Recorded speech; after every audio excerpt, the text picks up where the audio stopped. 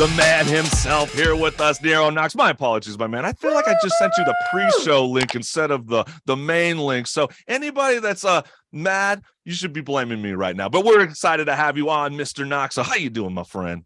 I'm good. How are you guys doing? Sorry, I'm drinking tea. Very British of me, even though. Yeah. Well, there's nothing wrong with that. I know. I laughed when I heard about tea, because don't you guys also call dinner tea? Well, there are so many things that are just so wrong in this place. I'm not originally from here. I've lived here for 19 years now. Okay. But originally I'm from Israel, which is a very warm place. Where they drink black tea with no milk and eat a lot of hummus. So fascinating. See, I didn't know that about you. I think that's really cool. But I know, obviously, like you just stated right now, you've been in North London for about 19 years now. You played in a lot of kick-ass rock and roll acts such as King Lizard, Killer T, Holloway Hell. And what made you want to step front and center as the frontman now? Because you're such a phenomenal guitarist. And gosh, I don't know. How did you discover your voice?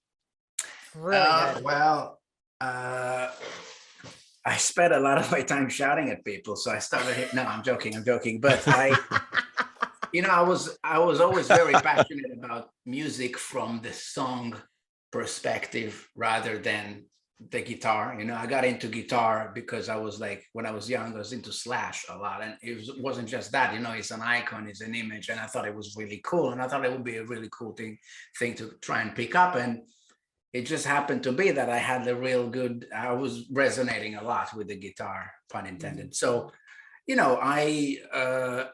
but as I grew up, I started recognizing the difference between music and songs. And for me, it was always about the songs. So there's the music. Every song has a music, right? But, some songs are just, they just grab you, right? And that was interesting to me. And when I was writing music, I always wanted to turn it into those epic songs that I grew up on, the ones that make you feel like, the hair in the back of your neck and all that kind of stuff. Yeah, hell yeah, man. I mean, and I know also that, you've been vocally trained by legendary rock and roller Raz Anderson from the legendary rock and roll act Diamond Head. I mean, how did you guys link up? That is right, Versa? That is so super badass. This was really cool, actually, because we did a show. They had a show, this is years ago, they had a show booked in London, and I think it was this time of year, actually. So ticket sales wasn't that good because a lot of people in London, it's kind of everyone. Maybe it's cold outside, right? Well, it's a lot of immigrants here, like everyone usually fucks off somewhere else in Christmas. They go back home. A lot of Europeans are. So, we never do shows. Anyway, they had a show, and I think they called me from the Academy Group, which is the company that manages the big venues. And they said, listen, maybe Keelet can come. This was like 5-6 days before the show. And they said, we know you won't sell a lot, but we need some help with that.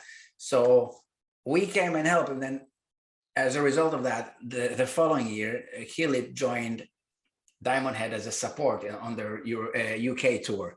And Raz, well, I remember it like, first of all, he's a great guy, right? But he's very friendly. So obviously we were like, we're going to spend some time on the road together. We might as well be all of us friends. But I think me and him had a good connection because on the first day I arrived to the tour bus with the t-shirt, like this yellow shirt that says, "Ask me about my cock." And that's how you guys two linked up? Well, he liked it. If you flip the shirt, you'd see like a rooster. That's awesome. That is. On their first show, which was after our first show on the tour, because we supported them, then they did a show, and he was just looking at me because I was in the audience. He was like, "Show me your cock," like that. Shit, I mean, hey, artists, you want to get noticed today, you know the drill. Show me your cock, baby. But, to keep a high standard, sound and allow the freedom to work with no pressure, you decided to pre-sell your album on Kickstarter. And why did you want to self-produce your debut LP compared to finding a record label to back your endeavors? I actually don't think that record labels are the smart choice these days for any artist.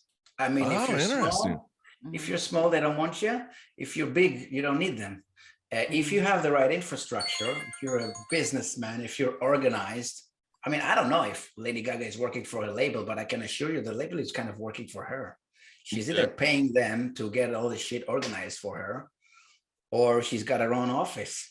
I'm just assuming, I don't know anything about Lady Gaga, but I just chose it because it's like, this is where you want to be, right? And if I'm looking at businesses, this is the same thing, right? You want to be where, and I don't care about, the previous fellow was talking about people who want to be famous and successful.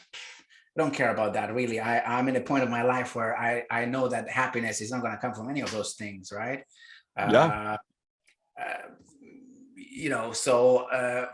So you're basically saying you're making music that you like, and you're not necessarily concerned or don't really care to, try to induce your music onto somebody. If they like it, they like it. Is that what you're saying? Sure. Yeah, sure. I mean, one of the biggest PR companies called me. I've worked with them before, and they called me about this album because I left a message and they said, "You sure you want to be the singer?" So I was like, "All right, it's not their cup of tea. That's fine." Wait, they really asked you that? Because I was digging your voice. I was like, I know, me too, man. It's freaking amazing. So please don't listen to them. Please stay as the singer. Yeah. Okay? No, seriously, I would not, man. I mean, this is exactly what I'm saying. There's nothing wrong with that. Look, even, I don't know who was the biggest star ever. I don't know, Michael Jackson. Like, even not everyone liked him. I love Axl Rose. A lot of people, and I understand what they mean when they say, let's say, oh, he sounds like this screamy duck. I'm like, okay. I love Axl Rose. I grew up on him. I love him. Yes, I love it. Exactly. I fucking love him. He's awesome. I met him once. He was awesome. But, I just want to have a good feeling when I'm doing it, and I do. Now, I never felt like the songs that I wrote got the singer that they deserve, not in terms of level. Actually, I think the singer in Kill It is way better than me. But it was a taste thing. That's all, nothing bad about anyone really. Right. Oh, you definitely enjoyed your time with, all your other bands, but, obviously as you start to have a longevity in your career, your musical career, you want to switch it up a bit. And I know when you're working on new material for your debut LP, has anything changed from your previous bands with now that it comes to, recording music in the demo process? Yeah. So naturally I'm doing a lot more on my own, which is actually not that fun. I love to bounce ideas, especially with the drummer. It's very important for me. If anyone who's ever listened to Pantera, it's something that's very dominant in that band. It's very obvious that the drums and the riff are so well, they're saying something together. So for me, that's something I love it. And I love the fact that I can take that idea and put it into music that doesn't sound anything like Pantera, but I'm still using those principles. And for me, all the offbeats and all the, But I also saw on your Kickstarter that you wanted to record, drums either at a place called Fiction or Abbey Road. And I thought, you're such a phenomenal guitarist. Why didn't you want to be recording your own, guitar riffs there as well? So actually, since I wrote that, I changed my mind because I was doing the guitar riffs at home, and the mixing engineer came back to me and said, you need better microphones, and the microphones that you need are they're like $4,000 each. So I was like, okay, I'm gonna go there. So I actually booked, since I started this campaign, because it's going so well, I booked 2 extra days actually in I'm gonna do this in Fiction, not in Abbey Road actually. Okay.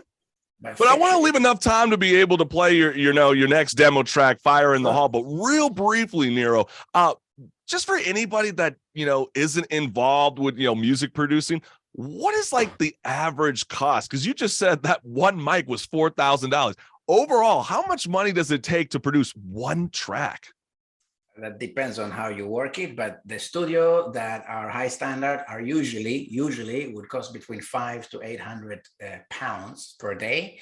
So that's about $1,000. Well, I know the pound just became like $1, so it's like $800. About a few weeks ago, I spoke to Mike Frazier. If you don't know who that is, look him up. Mike Frazier is the producer that recorded all of AC/DC's albums, most of Aerosmith's albums. He did a Guns N' Roses album. Wow! And this guy wants. Didn't he also do Iron Maiden?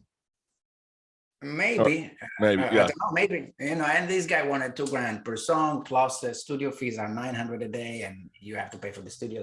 So it becomes very expensive. I understand that it's kind of peanuts to big artists, but, you know, and he also said, look, I can do a better rate, but, you know, it's still very expensive, right? But Right.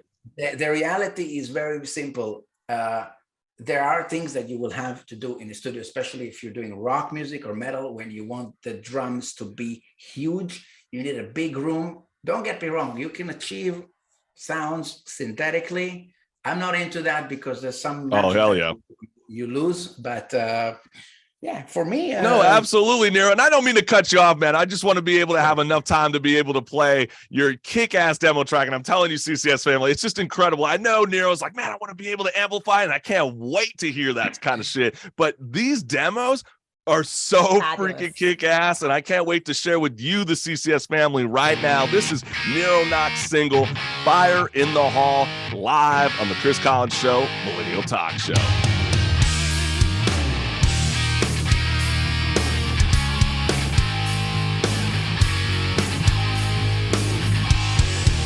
It's been a hard, long week, and I've been sweating blood. I can feel the grit, and I can taste the mud. Now I got my back against the wall, and nowhere to run. It's time to face the music, it's time to rock. Here you are, sitting at your throne. I'm coming fast in your direction. Those wasted years, I never told you so. I guess it's time for my confession. I ain't just staring at the wall. I'm here to take it all. Can smell the fire in the hall, and that's the day you fall. Every day is the same old choice. Gotta move, cause there's nowhere to hide. Just keep running, there's no turning back. I gotta bring it to stay alive. I don't wanna survive, no. I wanna live my life. You better not try, no. Don't try and stop me now. I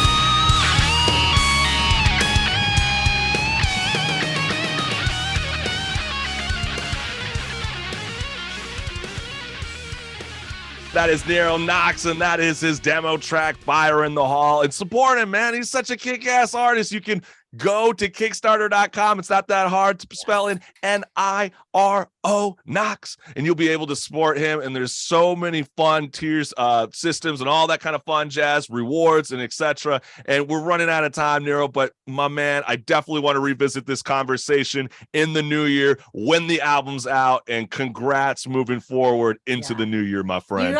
You have a sound. Like I said, you have that thing. Like, I love it, and we'll be buying 100%. Absolutely. I cannot wait, brother. Let's keep in touch, brother. I'm gonna come down and tour over to your area. Yes. Let's get it, baby. Keep us posted. Yes. Love it. All right, guys. Have a good one. Big love. Hey, you too, brother. Thank you.